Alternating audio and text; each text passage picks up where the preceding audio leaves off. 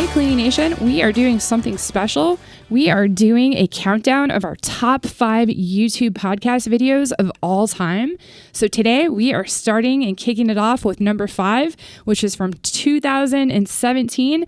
And it's how to hire cleaning employees that work hard and stick with you. Enjoy this blast from the past. Today, we are chatting with Patricia Thrasher from Cleaning Made Easy. Cleaning Made Easy serves the Oakland, Maryland area with commercial and residential cleaning services. If you want to reach out to Patricia and her team, you can get a hold of them at www.officecleaningoakland.com. Patricia, welcome to the show. Thank you. So glad to have you. So just so Cleaning Nation knows, the way that Patricia and I got connected is she is in our Facebook group, which is private and exclusive to owners of cleaning companies, but there's no charge to be in it. I think right now we've got 1,500 members. And she had a post of just, sounds like she had been getting or is getting put through the ringer with the business and just having a hard time. And I think myself or my producer, Natalie, reached out and said, how can we help?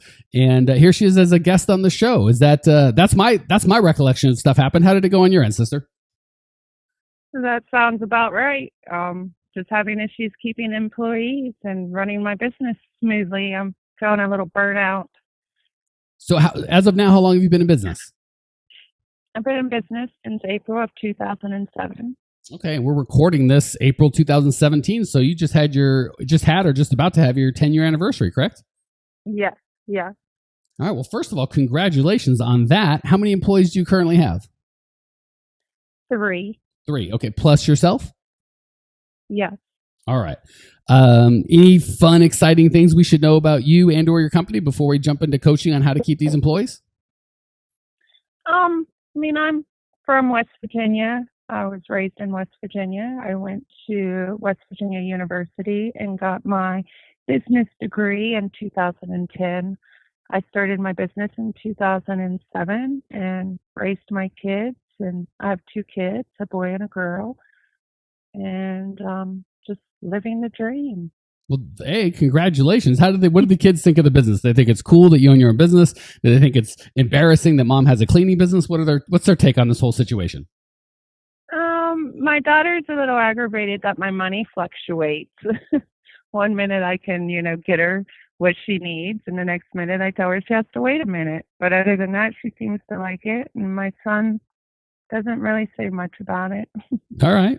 Interesting. I will take it. And that's definitely one of the things that we can help you with is getting rid of some of those money fluctuations. Don't tell your daughter because she still shouldn't have everything she wants every second she wants it. But exactly. Amen. Yeah. Just between you and I, we can get that sorted out. We don't have to let her listen to this podcast particularly. Okay, that sounds good. All right. Well, first of all, no question. Certainly, if you'd like to grow beyond 2 or 3 employees, you're going to have not just you, but Cleaning Nation. The 2 things that you're going to have to make this work is the ability to consistently attract and retain customers, and the ability to attract and retain systematically, repeatedly, scalably, dependably employees. So let's talk about that. And we've obviously covered this from one direction or another in other shows, but it is literally, if you'd solve 85% of all the problems you've got in the cleaning business if you just had those 2 systems in place, how to track and keep employees and how to track and keep customers. So it's a topic worthy of going back on. Any other specific questions or comments you have before I dive in? No. Okay. So first of all, there's really 3 parts to this process. There's the attraction process, there's the hiring process, and the onboarding process. And if you get any one of them wrong, it can kink up the whole system. So right off the bat, do you have enough qualified employees coming or applicants coming in?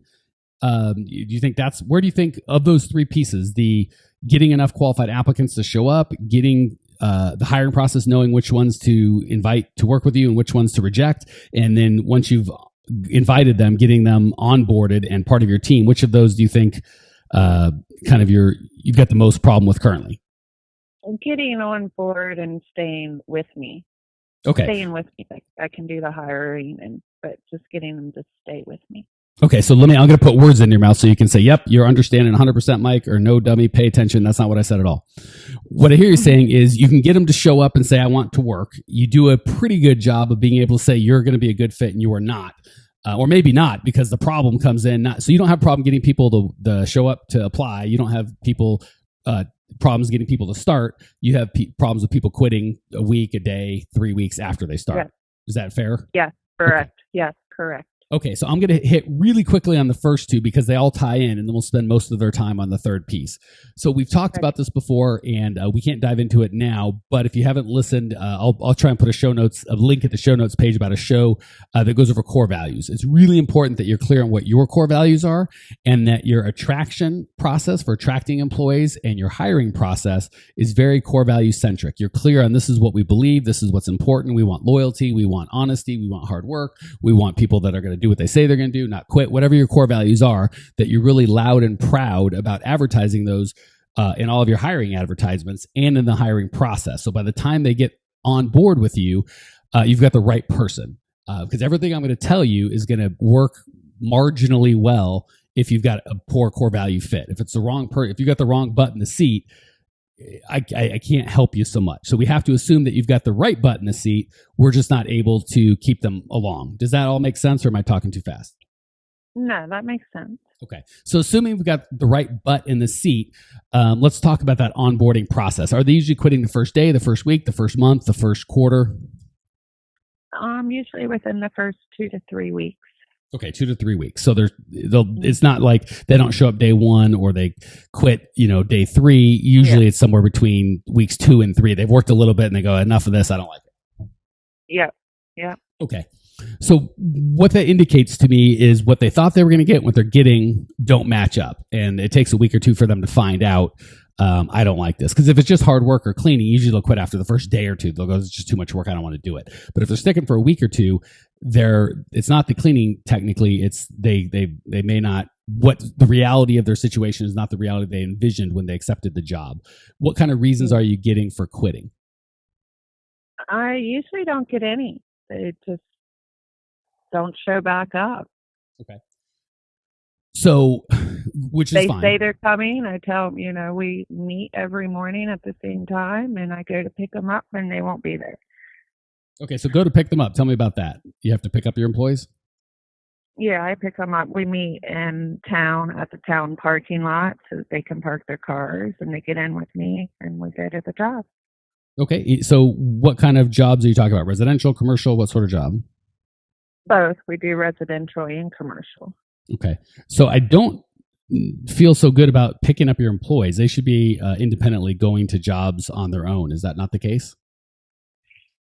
A lot of people around here don't have vehicles. Okay, they'll be getting dropped off, by a friend or a family member if they don't have vehicles. So there's a really good indicator. If I'm starting to see a clear picture, if they don't have the emotional, mental wherewithal to handle things like making car payments or putting oil in their car or gas or keeping insurance or not drinking and driving or all the things or having a job long enough to have enough money to buy a car, there's that one kind of fact or bit of information that they don't have a car is a problem. I would never hire somebody that can't get themselves to the job. If before you even hire them, they say, I need a parent effectively to pick me up and take me to my job because I cannot be trusted to get there on my own. That's probably a bad fit right off the bat. Yeah, that makes perfectly good sense, but it's kind of who I have to choose from. Well, again, there's another. That's a great point. Mm-hmm. As soon as you believe I can only get losers to apply, then you're stuck. If that's a reality for you, nothing I can do to help you. I can tell you, for what it's worth, I coach people in very wealthy areas, very poor areas, very big towns, very small towns, and they all effectively get good people to work for them. So what I will accept is what I've been doing now has only attracted bad employees that can't do adult things like have a car, have a driver's license, have insurance. I need to learn to fix that. Hey, Clean Nation, Mike Campion here. One of my least favorite things about these podcasts are we found that people love the show and they love the information, but when I talk to you guys in person, stuff doesn't get done. People love the podcast, but they don't take any action. If you'd like to actually implement this and get this done in your world, we have a whole team of people that do exactly that. If you go to growmycleaningcompany.com/talk, you can book a time with either myself personally one of our teammates to at least help you come up with a plan to actually implement and change your life. So if you want to go from getting these good ideas in your head to getting them in your life, just book a free call with myself or my team, growmycleaningcompany.com/talk. And we can go from this one-to-many format to one-to-one and really get you some results. Excited to talk. Okay, so and step one is believe. You got to eradicate that. That's all. There's only losers around. If that's what you believe, literally nothing I can do to help you. So let's. Yeah, it's not what I believe. Okay, and I would totally give you a thumbs up or belief that what you've been doing has only attracted losers. That may be the case, but then the solution is do something different. If the reality is there's nothing but losers around, your only solution is to move. Like, why would you want to live a bunch? No one has a license. Everybody walks everywhere. Everyone's on the bus. Like, there are people driving by every day, right? Yeah. Okay. Bus transportation doesn't exist in my county. So then it would be even more motivation to get a freaking car. Yes. So if they don't have a car, that's a good indicator. I am not qualified probably to be out of the house without adult supervision. I'm certainly not qualified to work for you. Is that a fair statement? Yes. All right. So we're asking. I see the issue. So so right off the bat, we got to tell people minimum standards of performance. And I'm going to give you a bunch of them. I'm not saying you need to adopt any or all of these, but just an idea. You got to speak English, right? And some places are like, no, I don't need that. But most places you need to speak English. Maybe you need to be legal to work here. You need to have some sort of a documentation that you're legally able to work. You need to not be a felon or a violent felon or have stolen. You need to have a driver's license. You need to have an operational car, reliable transportation to get to and from work every time without me picking you up. Those are good starts. If you're not willing to set those standards, you're absolutely right. You're going to be stuck with yahoos who will just ruin your life. I'd quit the business and just go get a job at that point. Use and abuse. Yeah, That's how I feel. Your last name's Thrasher, for crying out loud. There's no using and abusing Patricia Thrasher. How dare you? You're in charge. Amen. Right. So let's start looking at a couple different demographics. It sounds like you're looking at poor people that are looking to you to pick them up, drop them off, pay them, apparently go to their house, put them to bed, treat them like a mother, and that's not what you need. Yes. Okay, so let's start looking at different demographics. Okay. I would look for, are these usually female or male? I have both. Okay. And are the males the head of the household or are they single? Head of the household. Okay, so you've got adult males that have wives and or children and who depend on them to feed them and pay their rent, and they can't get a car. No, I'm sorry. I was talking about my current employees that have been with me. Okay, so it's been single people. There's again, I hate to discriminate, and hopefully I won't say anything illegal here. And I am not a lawyer. I'm not an employment law specialist. I'm a business guy. So obviously follow the laws in your state. I'm just giving you general business advice, not, employee law advice. That said, my preference has been, my experience has been that people that have something to work for generally do a better job. So if I'm working for beer money, if I'm a college student or an adult who's on welfare and kind of has my bills or lives with my parents, and I'm just looking for beer money or walking around money, I'm not in charge of my life. I'm not ready for a job yet. The flip side is if I am a single mom who's like, I got 2 kids, and if I don't make money, these 2 kids ain't going to eat. Generally, that woman is going to be motivated to do things like have insurance, treat the job with respect. Same with a father who's like, I got a wife and kids that I got to feed. And if I don't make this happen, it's not going to happen. So first and foremost, I look for people that need the money, not for people that are on welfare or live with their parents or for whatever reason, they don't need the money. If you fire them or they don't show up, nothing really happens in their life, but a lot of bad things happen in your life. Is that a fair start? Yeah. Yeah, that makes sense. Okay, so start there. Second thing is you could also look for people that don't need the money but need community. In lots of these communities, more so on the residential side than the commercial, you can find women who are maybe stay-at-home moms and maybe they could use some money for sure, but a lot of it is they just would like a community, some other women to talk to or just have some adult conversations sometimes, but they're still responsible. Again, they've got kids that depend on them and they have a job, they have a car. So first and foremost, I would start setting some better minimum standards in terms of you have to have a car, you have to have insurance, you can't be a felon, no drugs, you got to be willing to take and pass a drug test. Start there. Second, add looking for people that actually need a job as opposed to people who don't. And again, you can also find people, on their job history. Like, well, I was here for 3 weeks and I worked at the Pizza Hut for a month and a half, which is a long time. But my boss there was crazy, so I punched him in the face and left. And now that guy's no good. I'll take a woman who's like, man, I had my babies 4 years ago and I haven't had a job since. I'll take her every time over. I've had 17 terrible minimum wage jobs in the last 16 months. Why don't you take a swing on me? That's a problem. Okay. Thoughts, input, questions, concerns on anything I've said so far? No, makes all perfectly good sense. Okay, so we could dive deeper, but until we get that fixed, I don't know that anything else I'm going to say to you is going to help. So start with minimum standards of performance. They got to have their own car. Immediately eradicate, even with the employees you got, this I pick you up. No, this is the address. Get there, have your supplies. Ideally have some sort of a software where you can call in and call out so you can see them checking in, checking out of the places. And that's it. This whole babysitting they come to meet me at some park and no, that should stop tomorrow. And if they can't, if they're like, well, I can't do that. I can't. Well, then you're not, sorry, you got to go. I can't have people that can't even arrive at a job site. Like that's insanity.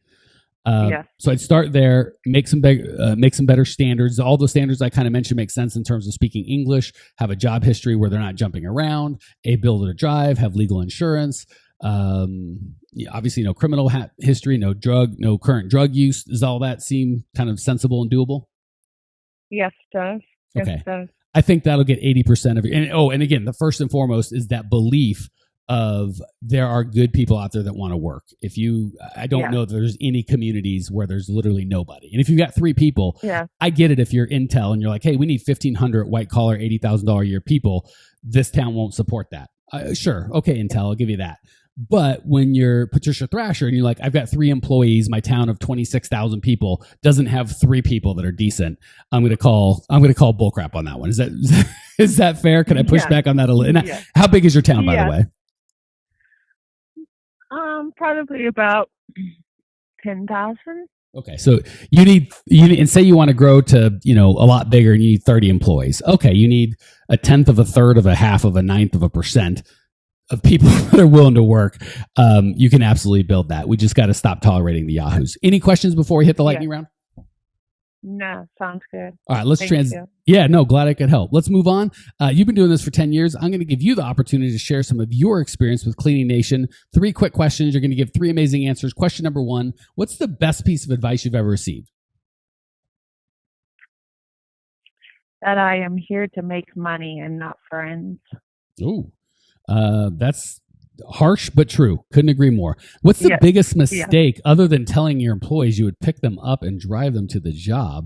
Other than that, what's the biggest mistake you've made in the cleaning business so far? So maybe we can learn from you. Trusting my sister, my best friend, thinking that she's doing what she should be doing and me not following up on it. Yeah, and I got to imagine that's painful emotionally. Like if you think, oh, it's my sister, I can trust her, and then you find out she was taking advantage, that probably hurt your feelings. Yeah. Yeah, I can. I don't have a sister, but I think it would hurt a lot more. I've been hurt by employees who I cared and loved about and thought cared about me and loved me too, and I found out that they were taking advantage. So if I had a family member do it, I could see that being really painful. All right, last question. Yeah. What's one idea that Cleaning Nation can put into practice right away? Something really easy to implement that they can put into practice today. Always go above and beyond your customers' expectations, like doing something extra. The other day, I cleaned out a client's oven free of charge. I saw it was dirty, so I wiped it out. I think that's the best customer service you can give anybody, is to do something extra for nothing. Yeah, and you know what? And it's also the best feeling when they notice and appreciate it. You literally said exactly what I was going to say. Not only is it great for business, it's great for the soul and feeling good about what you do. Couldn't agree more. Patricia, thank you so much for joining us. Thank you for sharing your passion, your desire to grow. I appreciate you. I know that Cleaning Nation appreciates you. Cleaning Nation, if you want to check out Patricia's show notes page and discover everything you need to grow your cleaning company, it's all at growmycleaningcompany.com. Leave your questions, your comments, your rude remarks. I will see you there. Hey, Cleaning Nation, if you dug the content you just got, we don't do any ads and I don't sell anything on this podcast, but if you would just subscribe, rate, and review, it would be huge and I'd be so appreciative. Not only is it going to help me, but you'll help other owners of cleaning companies across the world work less, make more, and get profitable. So if you appreciate the value we give, again, subscribe, rate, and review. It would mean the world to me. I'd really appreciate it. And we sure appreciate your time and attention.